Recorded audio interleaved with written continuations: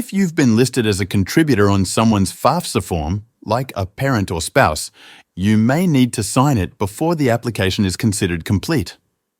This step is quick but important, and you'll need to do it through your own studentaid.gov account. Start by heading to studentaid.gov and logging in with your own username and password. If you haven't created an account yet, you'll need to set one up before you can sign anything. Just make sure the personal information you use matches what the student entered when they invited you. Once you're logged in, go to the My Activity section. Look for the FAFSA form that's waiting on your signature. Select it, and it'll take you to a detailed page for that application. On that page, you should see an option that says Provide Signatures. Click on that and follow the prompts to complete your part. If your signature is all that's missing, signing it will finalize your section of the form.